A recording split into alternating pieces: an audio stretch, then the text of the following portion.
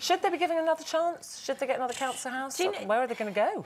I mean, what I don't like is this whole kind of hot potato thing where they terrorise a community and then get moved to another one and do the same thing. What I suggest is that they create Asbo communities, you know, repeat... No, I'm serious. Well, I'm actually serious. No, bear with me. I believe that they should have communities for repeat offenders and, you know, provide them with education and rehabilitation. Is that the saddest photograph you've ever seen in your life? That doesn't make me angry, that makes me sad. It would make you angry if they lived next door to you, though. Yeah, it would, but this is a failure of the authorities, it's a failure of the councils to adequately deal with that. You listed off a ream of things that have been done to these people. Clearly none of them have worked. They're clearly, you know, struggling to act properly. So then because a lot of the neighbours, you know, people are saying that it's not that they're actually doing anything to the neighbours, it's the behaviour in their own home. So they're saying they're shouting at each other, playing loud music, fighting each other. Even the daughter's boyfriends have been banned from coming to the house because then they fight with the family. So if all that was going on around you, you can understand why nobody wants them living next door. However sorry you feel. So what do you do? I want to live next to them, don't get me wrong, but I mean, I've got a friend who's in a similar situation. She lives in a council house. The neighbours were absolutely hellish. It made her life a misery. It was terrible. We tried to sort it out and it was difficult. The councilmen were nowhere to be seen.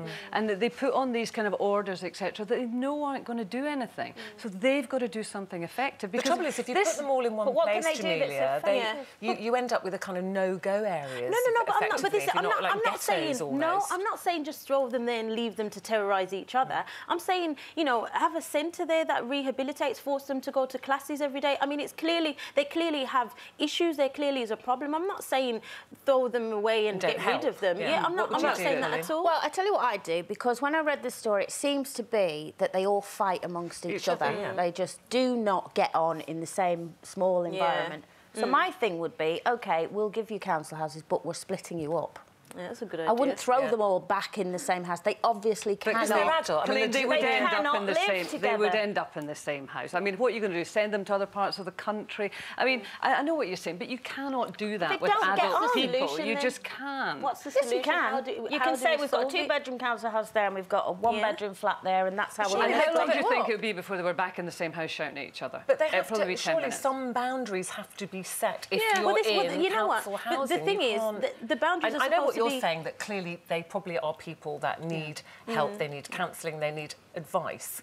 But whilst that is happening, whoever's living next door to them, you know, they're saying, look, we're all behaving in a certain way. But that's is that not the purpose of an Asbo? I think that the government has something to answer for as well, because Asbos are pointless. They have 300. So, you know, why is there no that's thing what of, I said you know, at the you start. get five Asbos, you get sent to prison. What, you know, how can you have 300? That means they're not working, Do you know what really upset me with the headline of that you've got in front of you? It's one of the papers and it says, taking out the trash. That doesn't do any of us any favours if we are behaving in that way to people. We're seeing them as scum, we're talking about them like scum, and that is not going to help their behaviour. It's like the modern version of the village But you haven't come up with anything that's made me think, actually, you're right, that would work. No, I haven't, because it's a very difficult solution, but it ain't my job to do it. I mean...